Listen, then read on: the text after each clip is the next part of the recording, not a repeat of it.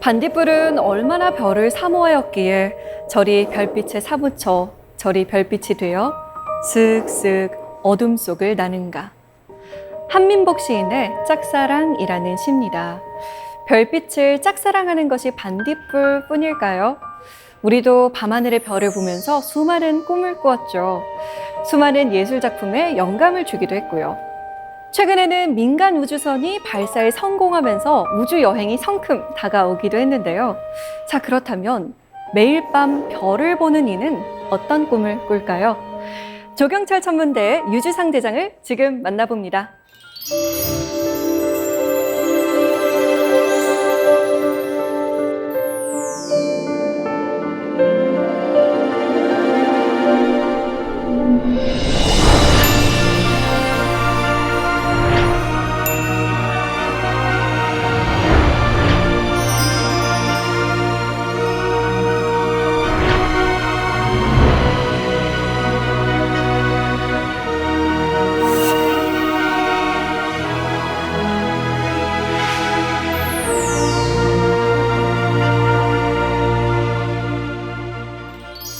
네, 반갑습니다, 대장님. 네, 안녕하세요. 네, 안녕하세요. 매일 밤 별을 보는 일이라니 굉장히 낭만적으로 느껴지는데 대장님도 그렇게 생각하시는지 궁금하네요. 네, 그렇죠. 저는 별직이고 별직이기 때문에 행복하고 늘 밤에 별과 함께 있습니다. 대장님이 하시는 일이 궁금합니다. 저는 이제 천문학을 연구한다기보다는 시민천문대를 운영을 하면서 별에 관심을 많이 가지고 계신 분들과 함께 별을 안내하고 밤하늘을 보여드리는 일을 하고 있습니다. 요즘 그 조경철 천문대가 은하수 포인트로 유명하더라고요. 네, 은하수를 보기 가장 좋은 장소 중에 하나죠. 자, 그럼 대장님을 따라서 별 여행 떠나볼까요? 잘 부탁드립니다.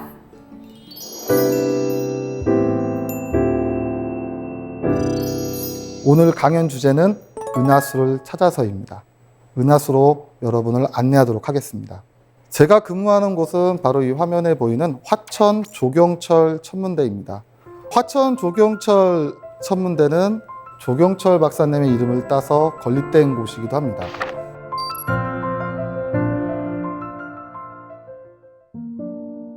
해발고도 1010m, 저렇게 높은 산 위에 있기 때문에 별 보기로서는 아주 좋은 장소를 가지고 있습니다. 밤하늘 가득한 별을 떠올려 보십시오.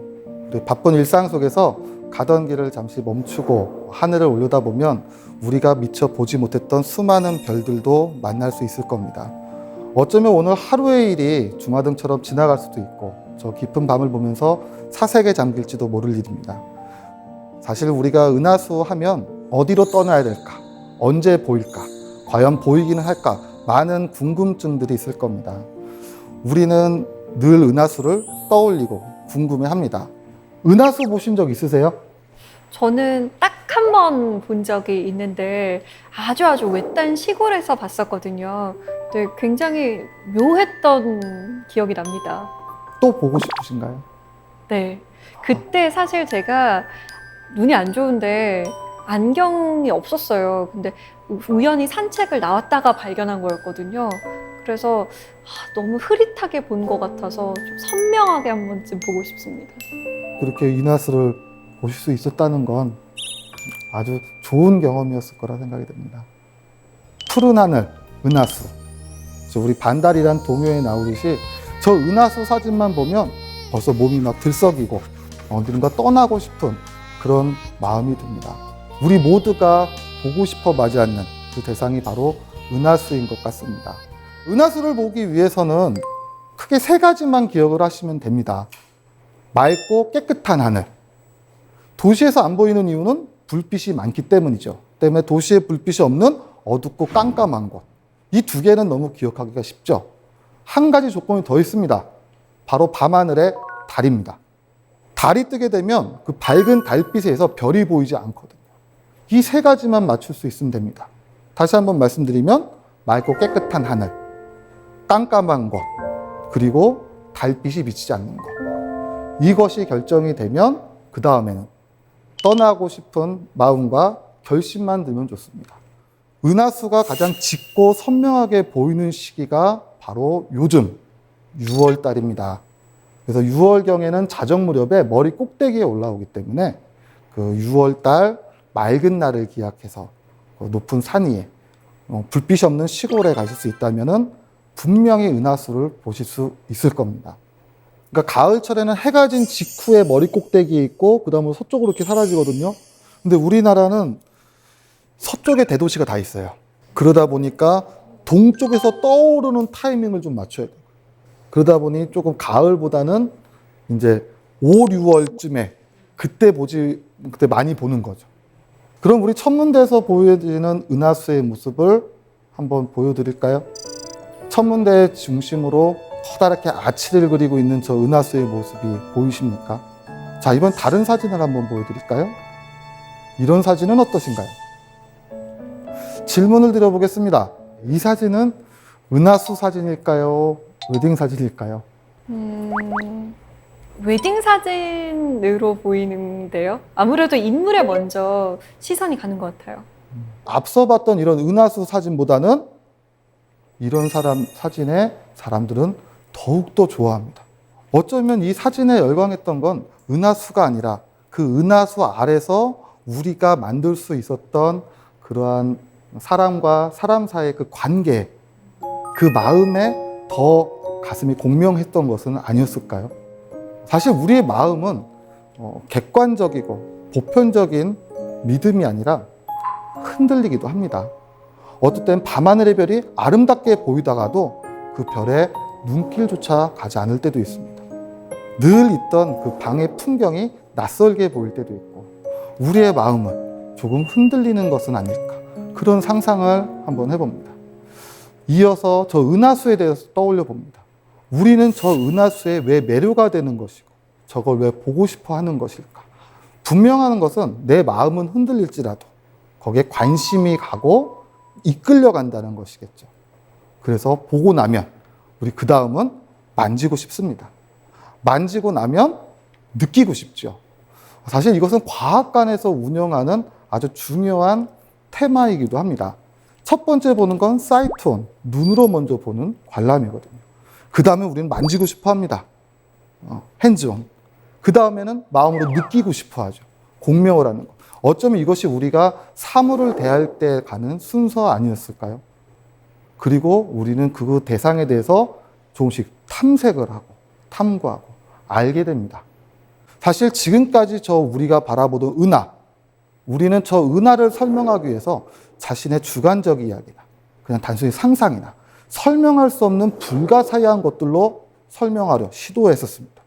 하늘의 저 뿌연빛, 누군가는 하늘을 흘러가는 연기라고 생각을 해요.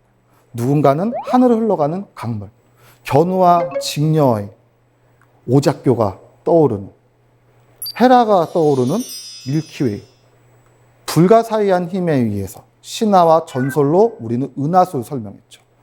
그런데 아리스토텔레스는 저 은하수는 하늘에 천상과 지상 사이에 존재하는 별들이 충돌을 일으켜서 폭발한 잔해라고 설명을 합니다. 현대에서 우리가 알고 있는 은하수의 형성 원리와는 전혀 다르죠. 하지만 그가 시도했던 것은 과학적 방법으로 은하의 모습을 설명하고자 시도했던 것입니다. 그러한 아리스토텔레스의 과학적 접근법은 무려 2000년간이나 유효합니다. 아리스토텔레스 이후로 누구도 그 아리스토텔레스의 우주관을 부정하지 않습니다. 하늘에 떠 있는 별이란 천구에 맺혀 있는 것이고 그 천구와 우리 사이에 은하수는 별들과 함께 일정하게 움직이는 것. 누구도 의심을 품지 않았습니다. 때로는 이것을 자연이라고도 합니다. 자연이라고 하는 건 의심하지 않는 것, 즉 늘 그러했던 것. 하지만 누군가는 의심을 품게 되죠. 바로 갈릴레오 갈릴레이가 있었습니다. 1610년 갈릴레오 갈릴레이는 스스로 만든 망원경으로 은하수를 관측하게 됩니다. 사실 가장 먼저 관측을 했던 건 목성과 달이었습니다. 역시 아리스토텔레스가 얘기했듯 달의 표면은 매끈할 것이다. 갈릴레오는 그것이 틀렸다는 사실을 알게 됐죠. 아리스토텔레스의 세계관이 달랐던 겁니다. 그 이후로 은하수도 보게 됩니다. 은하수란 단순히 뿌연 덩어리, 먼지가 아니라 수많은 별들의 집합체였던 거죠. 우리가 상상하던 은하수는 이제 실제의 모습을 갖고 있는 존재로 우리 앞에 다가서게 됩니다. 그리고 윌리엄 허셜이 등장을 합니다. 윌리엄 허셜은 그 동생 캐롤라인 허셜과 함께 천왕성을 발견하기도 합니다.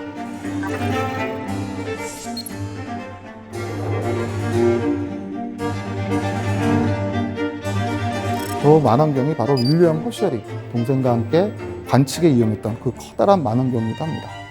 윌리엄 허셜은 아이디어를 떠오르게 됩니다. 어느 날 저 밤하늘을 살펴보면서 별들의 배치를 눈여겨본 거죠.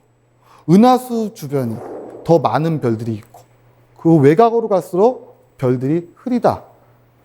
그 누구도 시도하지 않던 실험을 시작을 하기 시작합니다. 하늘을 각각의 영역으로 놔두고 산술적으로 밝은 별은 가깝게, 어두운 별은 먼 곳에 있다고 간주를 하고 별들의 개수를 헤아리기 시작을 합니다. 그리고 하늘의 모형을 만들죠. 이것이 그가 그려냈던 은하수의 모델입니다. 수레 바퀴에 따라서 수많은 별들이 분포하고 우리 태양은 그 가운데 있는 것은 아닐까. 태양계는 은하수 중심에 있고 은하수는 그 외곽에 수많은 별을 가지고 있는 거대한 세상이라는 것이죠. 그 은하수가 별들로 이루어진 집합이라는 것에서 한 걸음 더 나갔던 거죠. 근데 놀랍게도 이 아이디어는 허셜에 서 만들어진 것이 아닙니다.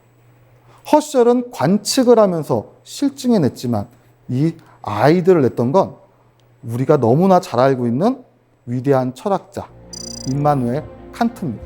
칸트는 주장합니다. 이 세계가 끝이 아니다. 저 너머에 또 다른 세상이 있을 수도 있다. 별들이 모여있는 은하수는 섬처럼 고립되어 있고 우리가 사는 곳은 이것만이 아니라 저 너머에 또 다른 은하들이 띄엄띄엄 섬처럼 있는 것은 아닐까. 바로 섬 우주론을 주창하게 됩니다. 그리고 은하 형성은 태양의 형성처럼 성운 속에서 먼지 가득한 그 가스구름 안에서 소용돌이 치며 압축해서 만들어지고 저 은하도 그런 거대한 가스구름 안에서 태어났다는 칸트의 성운론이 등장하게 됩니다. 이 성운론은 지금도 학교 교과서에 소개가 되고 있을 정도죠. 한 사람의 사색은 놀랍게도 실제와 아주 근접한 수준까지도 이르게 됐습니다.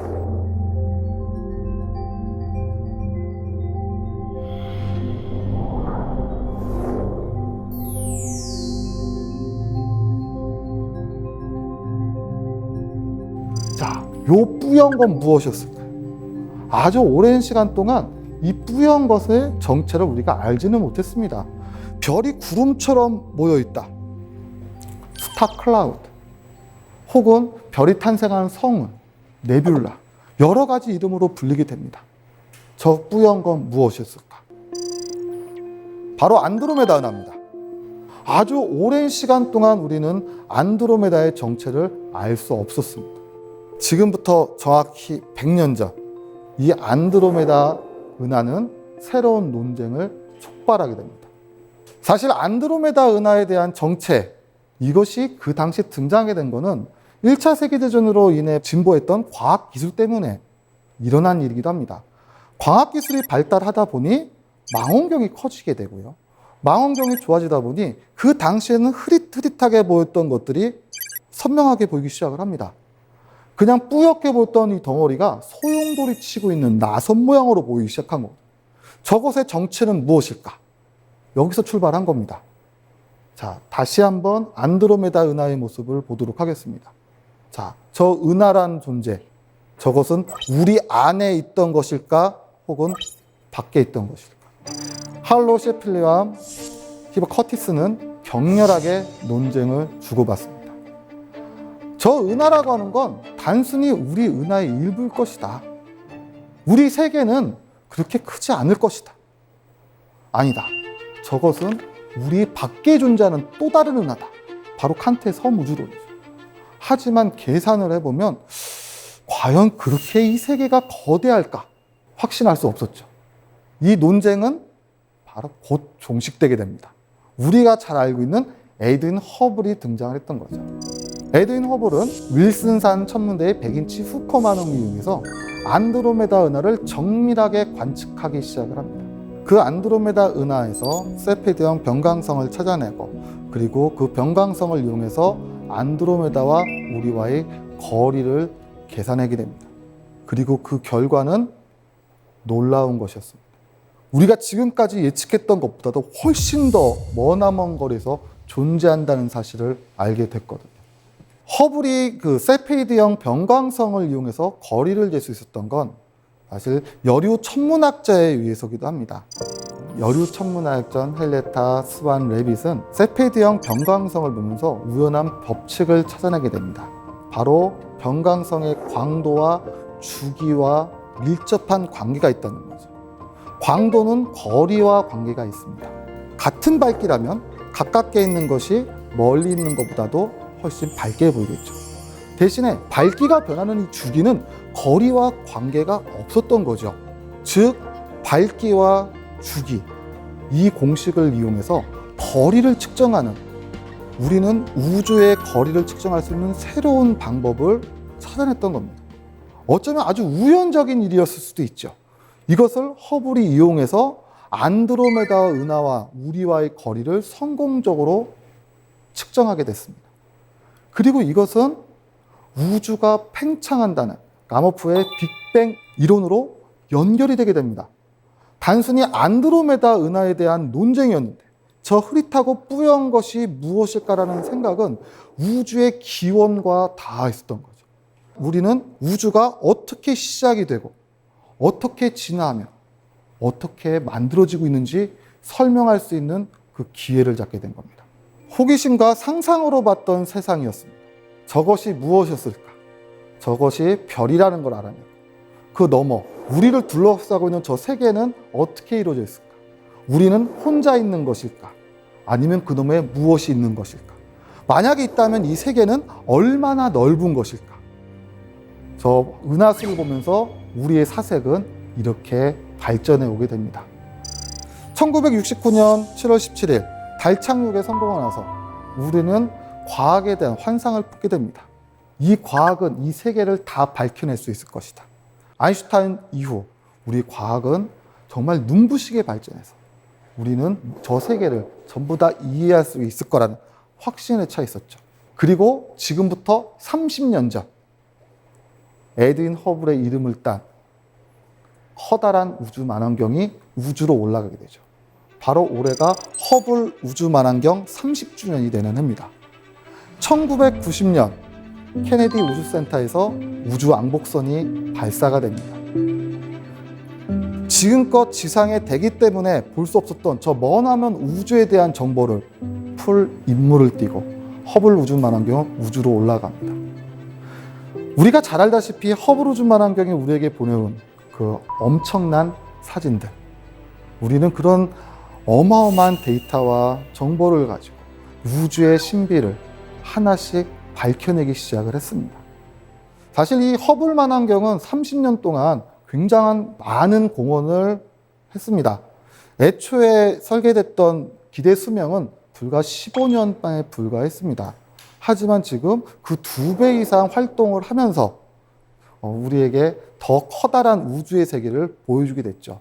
그중 가장 하이라이트의 순간을 꼽아보라면 저는 1995년 12월 28일, 아주 정확한 날짜가 나오죠. 그날을 꼽을 수 있을 것 같습니다. 그날은 인류의 콧대가 꺾인 날이거든요. 허블 만원경이 1990년 발사돼서 바로 활동을 개시했던 건 아닙니다. 약간의 오차가 있었기 때문에 처음 허블 만원경이 전송했던 사진들은 실망스러울 뿐이었죠. 사실 허블 우주 만원경의 유의는요, 사람이 직접 가서 고칠 수 있다는 데 있습니다. 사람이 직접 가서 고칠 수 있는 그 궤도상에 있었거든요. 그 허블 우주 만원경을 수리를 한 이후 다시 한번 가동을 하게 됩니다. 그때 테스트를 해야 되죠. 작은 아이디어였습니다. 아무것도 보이지 않는 곳을 향해서 허블 만원경 찍으면 뭐가 나올까? 가로 세로 한 1mm 정도 되는 사각형을 이렇게 놓고 봤을 때 그 정도의 영역점이 될 것 같습니다. 그 드넓은 하늘에서 정말 바늘구멍만한 것을 허블 만원경에 본 거죠. 저기에 무엇이 나올까? 아무것도 없을까? 아니면 뭔가 나올까? 1995년 12월 20일 드디어 큰 곰자리 방향 쪽에 있는 아주 좁은 곳을 향해서 허블 망원경이 그 카메라를 담습니다. 도합 11일 300장의 노출, 허블 딥필드라 명명이 됩니다. 그 좁디 좁은 영역 안에 지금 보이시나요? 저 하나의 낱개의 점들은 우리 은하와 같은 존재들이었습니다. 1000억 개 이상의 태양들이 모이는 거대한 색. 과학자들은 아찔해졌죠. 어쩌면 우리가 알고 있던 것은 끝이 아닐 수도 있겠구나. 여기가 끝이 아니라 저 너머에 더 거대한 세상이 존재하겠구나. 허블 망원경은 끝도 없이 저 우주 깊은 심연을 향해서 연구를 계속을 합니다. 자료를 계속 전송해 오죠. 우리는 허블 망원경 30년 동안 많은 사실을 알게 됐습니다. 2002년 외소 은하가 우리 은하와 충돌했다는 사실을 밝혀내게 됐고, 우리 은하 중심부에는 태양의 400만 배 이르는 거대한 블랙홀이 있다는 사실도 알게 됐습니다. 우리가 생각했던 것보다 우리 은하는 훨씬 더 커다랗다는 것도 알게 됐죠. 우주 초기의 빛까지 찾아야 됩니다. 우리는 저 은하를 연구하게 되면서 이 우주가, 그리고 이 세상이 어떻게 이루어졌는지 조금씩 알아가고 있었던 거죠. 허블 우주 망원경은 이제 곧 수명이 거의 다 했습니다. 그래서 차세대 우주 망원경인 제임스 웹 망원경이 발사를 기다리고 있죠. 이 화면은 이제 허블이 만들어낸 우리 은하의, 즉 우리 세계의 모습입니다. 지금 우리는 오리온 8이라고 하는 곳에 우리 태양이 위치해 있는 거죠. 만약에 우주에서 이제 주소를 우리는 한다면 우리는 우리 은하, 6번째 나선팔 끝이 오리온 8, 거기에 있는 어떤 별들의 집단 속에 그 안에 태양계, 이런 식으로 주소를 적을 수도 있을 겁니다. 사실은 아주 오랫동안 우리는 우리 눈앞에 보였던 이 세계만이 이 세상의 전부라고 믿어왔습니다. 밤하늘을 바라보죠. 이 밤하늘이란 말 앞에 생략된 단어가 하나 있습니다. 바로 지구의 밤하늘. 그냥 우리가 바라보던 저 밤하늘은 저 너머의 세계가 아닌 그냥 지구의 모습이라고 우리는 생각을 했던 거죠. 우리가 밤하늘을 보는 건 지구의 모습이 아니라 그의 창을 열고 그 너머의 세계를 이해하기 시작을 했던 겁니다. 지구 밖에 태양, 그 태양이 위치한 태양계, 그리고 그 태양 너머 여러 밝은 별들, 저 별들이 우리 눈앞에 보이는 별들이었습니다. 그리고 그 너머, 그 별들끼리 모여있는 또 집단들끼리 모여 커다란 은하라는 것을 만들게 되죠. 그리고 우리 은하 주변에는 또 여러 개의 은하가 있습니다. 자, 제가 사는 곳을 얘기해 볼까요? 저는 강원도 화천에 삽니다. 산 너머 집 한 채, 냇가 건너 집 한 채. 화천은 인구 밀도가 띄엄띄엄 있죠. 그렇게 별들이 성기게 모여있는 작은 별들의 집단도 있습니다. 서울은 어떻습니까? 수백만 명이 사는 빽빽하게 몰려 살죠. 그런 별들의 집단도 있죠. 그런 별들의 마을과 도시들이 모여 대한민국이라는 나라를 만들듯 이런 커다랗게 모이는 별들의 집합체를 은하라고 생각하시면 되는 겁니다. 그리고 그 은하들은 혼자 존재하는 게 아닙니다. 우리나라 주변, 일본, 중국, 러시아 등등등 여러 나라들이 함께 있던 것처럼 국부 은하군을, 그런 은하들이 모여서 더 커다란 구조를 이루고 있다는 사실도 밝혀내게 된 거죠. 우리는 저 천여자리 은하다. 우리 국부 은하군에, 우리 은하 안에 6번째 나선팔 끝에 태양계에 존재하고 있는 거죠. 자, 근데 사실 이렇게 이야기하는 은하의 단위가 어느 순간부터 와닿지가 않습니다. 저 하나의 은하에 1000억 개의 별이 있고 그 가늠할 수 없는 거대한 별들의 세계, 그 거리, 크기, 이것이 와닿지가 않죠. 그래서 허블 망원경과 현대 과학이 만들어낸, 그래서 우리가 알게 된 우주를 향해서 우리는 무엇을 알게 된 것일까? 같이 시뮬레이션을 통해서 한번 여행을 떠나보고 그 커다란 우주를 간접적으로라도 한번 체험을 해보도록 하면 어떨까 생각이 듭니다. 네, 지금 화면 속에 보이듯이 하늘에 별이 떠 있고 저 멀리 안드로메다도 있습니다. 시간이 흘러감에 따라서 달도 뜰 것이고 별도 떠오르고 해도 뜹니다. 맞습니까? 네, 우린 또 착각하고 있었던 거죠. 별이 떠오르나요? 달이 뜨는 걸까요? 해가 뜨는 것일까요? 우리가 움직이고 있었던 거죠. 우리가 움직이고 있기 때문에 저것이 떠오르는 것처럼 보였다는 것. 이 간단한 사실도 수천 년간 이해하지 못했던 겁니다. 질문이 잘못됐던 거죠. 저들은 왜 움직일까? 그것이 아니라 우리가 움직이고 있었던 것입니다. 안다는 것은 그것에 대한 진실을 찾아가는 과정이기도 합니다. 자, 저 앞에 보이는 저 밤하늘, 여기가 끝이 아니었던 거죠. 그냥 닫혀있는 이 공간이 세상의 전부가 아니라 저 너머의 또 다른 세계, 우리가 알고 싶었던 것은 우리가 사는 곳, 이 세계는 어떻게 생겼을까? 얼마나 커다랄까? 자, 여러분과 함께 나아가 보도록 하겠습니다. 이제 우리는 더 이상 의심하지 않습니다. 저 하늘 높이 올라가 보면 지구는 크고 둥글고 아름다운 모습으로 우주에 이렇게 둥실둥실 떠 있는 이 작은 천체라는 사실을 알고 있죠. 저 커다랬던 지구가 작게 보일 만큼 멀어져 가면 달과 지구의 사이도 상대적으로 아주 좁게 보일 것이고요.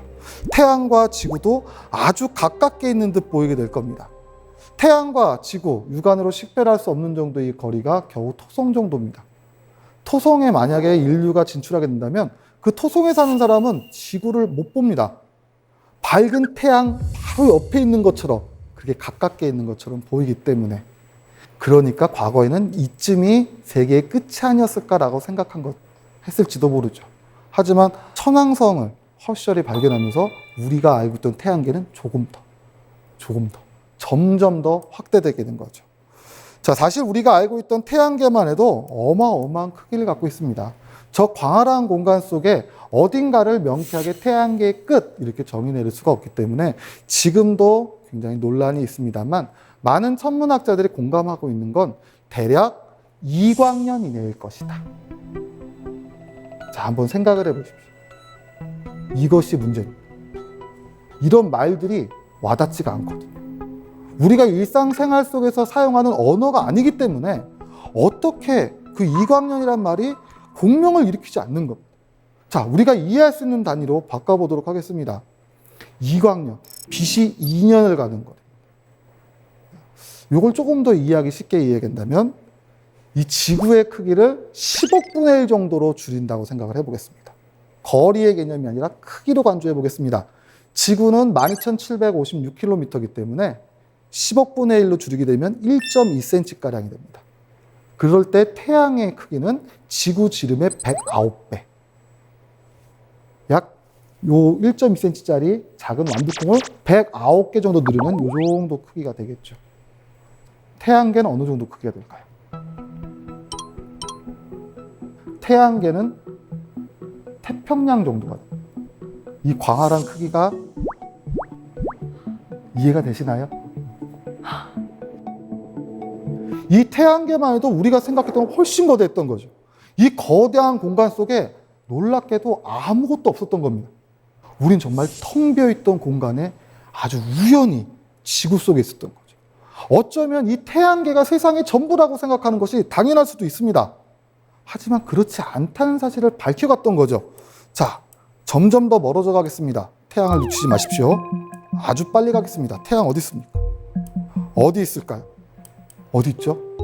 저 수많은 존재들에 쌓여 있어서 그들 중 하나, 우리는 이 사실을 알게 됐던 거죠.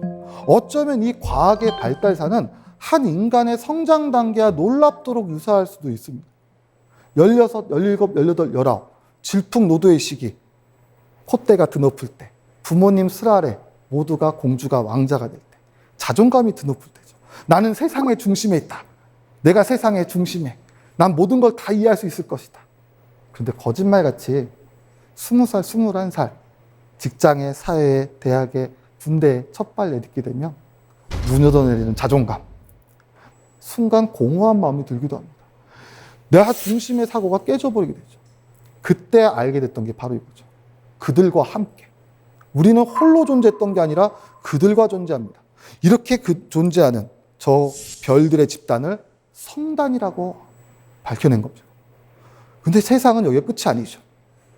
태양이 수천 개 모이는 이 거대한 집단을 상상해 보십시오. 높은 산 위에 올라가서 도시의 야경을 바라보세요. 따닥따닥 붙어 있지 않습니까? 하지만 실제 그 별과 별들의 사이는 얼마나 멀리 있겠습니까? 우리가 멀어져 갔기 때문에 조밀하게 보이는 거죠. 저는 이 모습을 보면 마치 인간 세상 같다고 생각이 들기도 합니다. 우리 삶 같지 않습니까? 한 사람 한 사람이 모여서 사회를 만듭니다. 멀리서 보면 어깨를 맞닿고 닿아 있는 것처럼 보이기도 하죠. 하지만 한 사람 한 사람의 마음의 거리는 얼마나 멉니까? 한 걸음 다가서면 상처받고 한 걸음 뒤로 물러서면 소외감을 받고, 저 별들도 마찬가지입니다.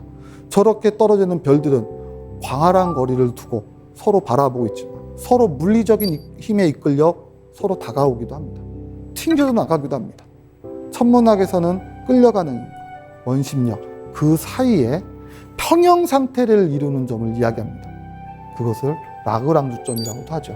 어쩌면 우리도 살아가면서 별들처럼 한 걸음 앞으로 혹은 한 걸음 뒤로 그러면서 평형 상태를 이루는 점을 찾는 건 아니었을까요? 더 멀리 갑니다. 이 거대한 세상. 점점 더 멀어져 가면 우리는 어디까지 알 수 있을까요? 자, 이제 이걸 은하라고 합니다. 소용돌이 치는 것 같지 않습니까? 바람개비처럼 보이죠? 태풍의 모습을 하고 있죠. 저 소용돌이 치는 이 거대한 세계, 저 은하의 모습을 다각도로 살펴봅니다. 위에서 보면 허셜이 말한 대로 커다란 수레바퀴처럼 납작하게 보이기도 하죠. 이것이 우리 은하의 생김새죠. 자, 그러면 우리는 저 은하의 모습을 볼 수 있을까요? 없을까요? 숲안에서는 숲의 모습을 못 보죠. 그래서 우리는 저 은하수의 정체를 탐험을 하는데 그렇게 오랜 시간이 걸린 걸지도 모릅니다. 하지만 오늘은 볼 수가 있죠. 컴퓨터 시뮬레이션의 힘을 따라서. 이제 우리는 압니다. 저 은하가 수많은 별들로 모인 집단이란 거. 그리고 그 별들을 은하의 단면을 따라서 무수히 많은 별이 있고 그 별이 너무나 많기 때문에 분해돼서 보인 것이 아니라 뿌연 구름처럼 가로질러가는 이런 형태로, 이것이 은하수가 되는 거죠. 즉 은하수란 우리 세계의 잘라진 반쪽이었던 겁니다. 여름밤 하늘을 가로질러가는 은하수는 단순히 하늘의 문이나 신화와 전설이 아니라 우리가 사는 세계였던 거죠.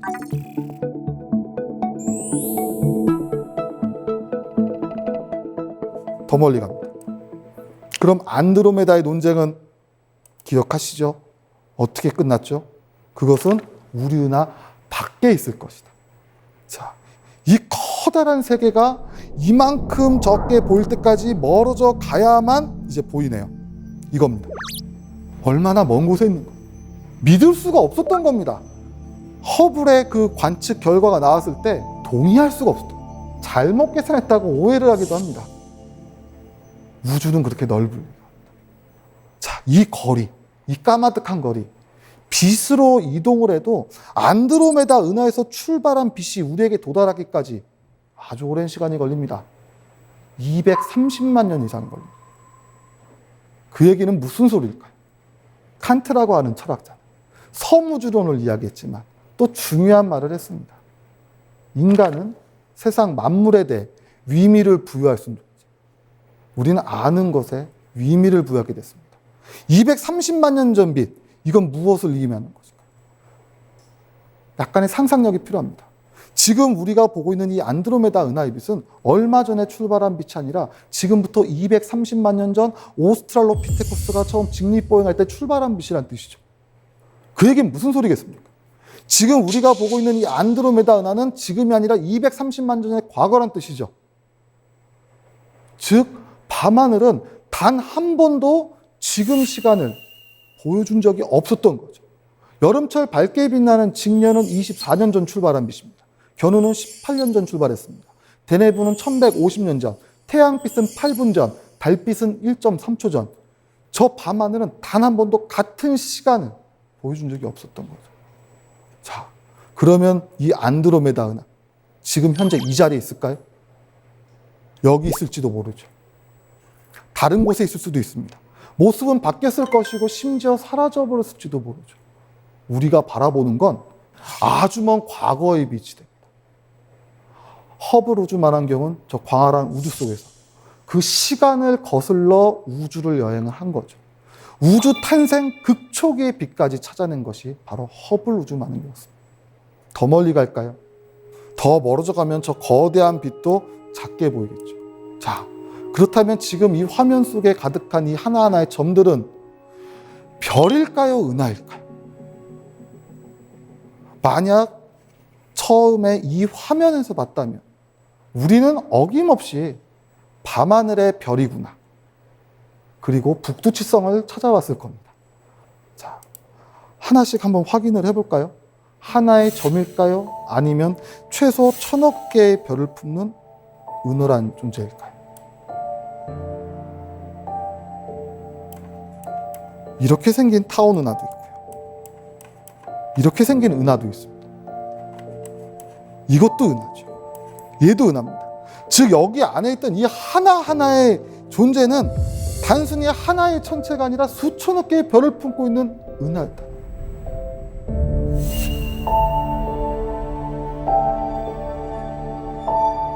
자, 우주에는 이렇게 끝없이 많은 은하들로 구성되어 있던 거죠. 사실 인류가 처음 동경하는 경외감을 갖고 밤하늘을 올려다보면서 우리는 수천 년 동안 같은 질문했는지도 모릅니다. 이 세계는 얼마나 넓을까? 저 하늘에 얼마나 많은 별이 있을까? 한 걸음 더 나간 질문이 됩니다. 외계인은 있을까요? 없을까요?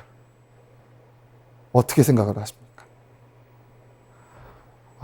조금 다른 표현으로 이야기하게 되면 좀 세련된 화법으로 말하면 이런 뜻이죠. 그렇다면 도대체 생명은 무엇이길래 저 광활한 공간 어딘가에서 스스로 탄생한 생명은 진화의 과정을 거쳐 문명을 일구고 또 너무 어딘가에 손을 내밀 수 있는 건 아닐까? 도대체 생명이란 무엇이란 말일까? 현대과학의 끝에서 우리는 그 질문을 맞이하고 있는 거예요. 생명은 무엇일까? 한번 생각해 보십시오. 외계인이 있을까요? 없을까요? 이 정도면 있어야 되는 거 아닌가라는 생각도 드는데요. 혹자는 이렇게 말합니다. 만약 저 광활한 공간에 우리만이 존재한다면 그건 얼마만한 공간의 낭비. 신이 있다면 그렇게 만들진 않을 것이다. 있을 수도 있다. 하지만 만나지를 못할 것이다. 우리만 밝혀지지 않은 채 그들끼리 교류하고 있을지도 모른다. 여러분들은 어떻게 생각을 하십니까?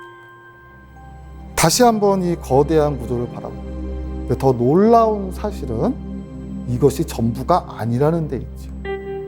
지금 우리가 보고 있는 것조차도 아주 극히 작은 일부라고 알고 있습니다. 이 세계는 얼마나 넓은 것일까? 은하수에 처음 빠졌던 그날 밤하늘을 떠올려 봅니다. 아무것도 보이지 않는 정말 칠흑같이 어두운 밤. 제 머리 위로는 수많은 별이 빛나고 있습니다. 땅도 제 모습도 정말 한치 앞이 보이지 않는 그 공간 속에서 저는 사실 두려움을 제일 먼저 느꼈습니다. 그 다음 어느 순간 두려움이 사라지고 그 다음 세상 한가운데 있다는 생각이 들었습니다. 그리고 내가 대단한 것이 아니라 저 커다란 세계에 경외감을 갖기도 했습니다. 지금 우리가 바라보고 있는 이 거대한 세계. 그런데 또 궁금한 점이 듭니다. 그러면 우리는 어디에 있는 것일까? 바쁜 삶, 도시의 삶 속에선 별이 보이지 않습니다. 오늘 하루하루 아주 바쁘게 살 뿐이죠. 근데 문득 떠오를 때가 있습니다.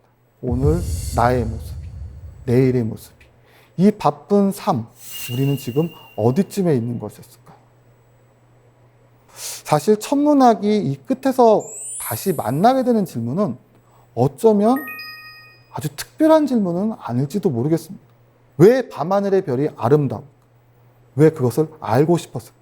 왜 우리는 거기에 끌리는 것일까? 나는 도대체 무엇을 좋아하는 것일까? 나는 무엇을 아는가? 나는 무엇을 행해도 좋은가? 나는 무엇을 희망해도 좋은가?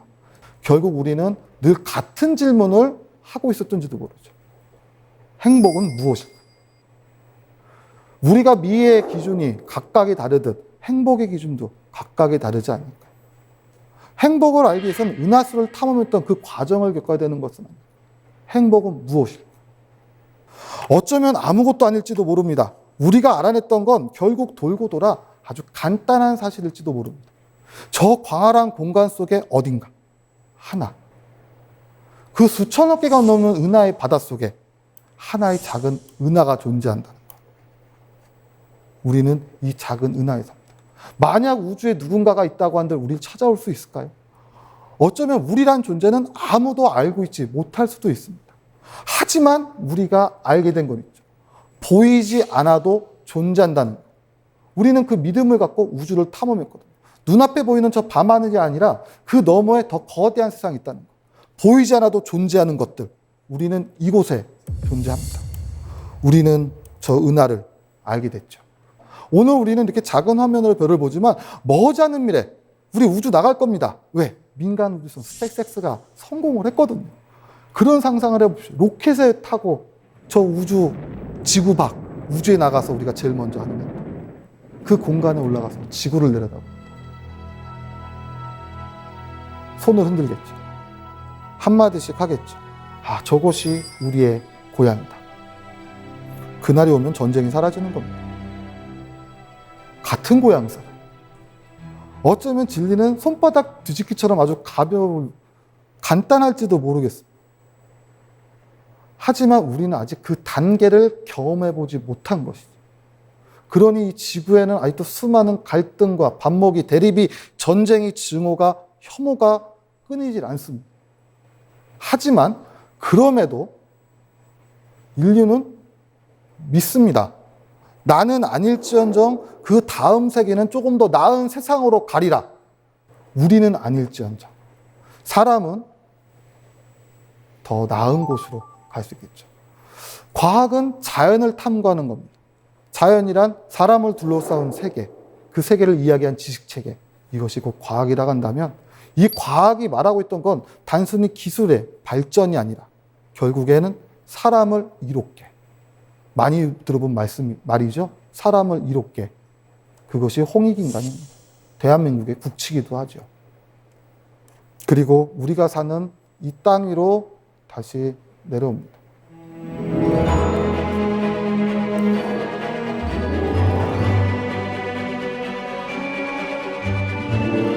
우리는 이곳에 살죠.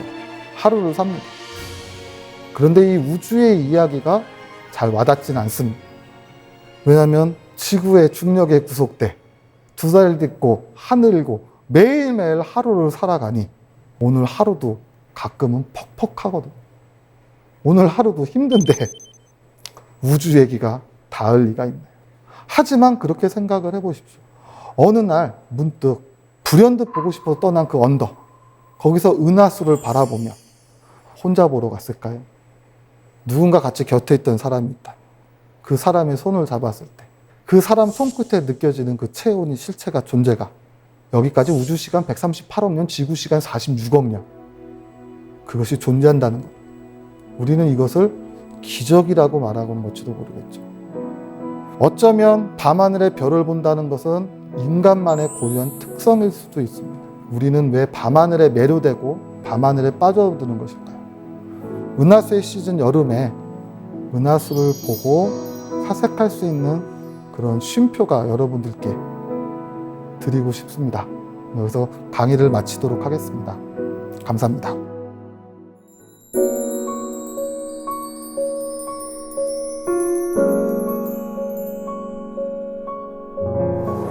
아, 정말 아득한 우주 너머로 여행을 다녀온 것 같습니다. 저는 천문학자를 만난 줄 알았는데 철학자를 만났군요.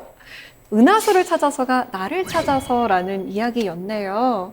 사실 늘 풀지 못하는 저만의 숙제기도 합니다. 사실 별밤 모두가 좋아하고 천문대가 좋다는 생각은 누구나 다 하고 있죠. 그런데 이걸 한 번 더 뒤집어서 왜 좋아라고 하면 늘 입이 막히게 됩니다. 밤하늘의 별을 보면서 별지기로서 늘 고민을 합니다. 왜 별 보는 게 좋을까? 왜 별이 아름다울까? 우리는 왜 별을 볼까? 아마 죽을 때까지 고민을 해도 답은 못 찾을 것 같습니다. 매일 밤 별을 관찰하시는데 그러면 새로운 별을 발견해서 아, 이건 유주상 별이야 라고 명칭을 붙인 게 있으실까요? 그러고 싶지요. 근데 이제 시민천문대의 목적은 일반 연구단지와는 조금 차이가 있습니다. 아까 우리 커다란 만환경 이야기를 해드렸죠. 네. 그 커다란 만환경이 존재하는 첫 번째 이유는 관람객들을 위해서죠. 하지만 그러기에만에는 조금 아쉬운 점도 있죠.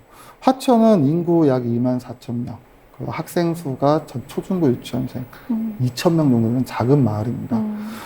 그 작은 도시에도 이런 대규모의 천문대가 있다는 건 굉장히 뜻깊은 일이죠. 그래서 이런 시민 천문대에 있는 장비를 활용해서 새로운 별을 찾는 것. 자, 여기서는 제가 찾는 게 아니라 우리 아이들이 찾는 겁니다. 그래서 우리 아이들이 천문대에 있는 만환경으로 새로운 별을 찾고 이름을 붙이는 것. 그런 활동을 지금도 하고 있습니다. 3년 정도면은 아마 가시적인 성과가 나올 거라고 생각이 듭니다.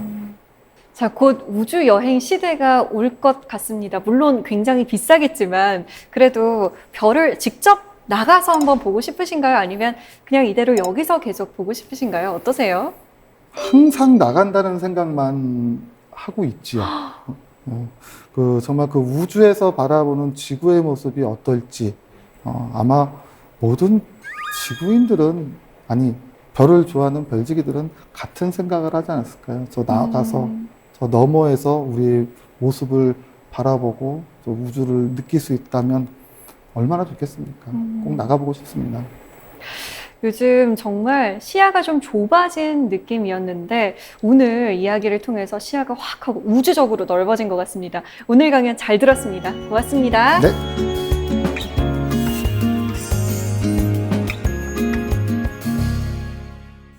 우리에게 태양 다음으로 친숙한 별이 바로 북극성일 텐데요.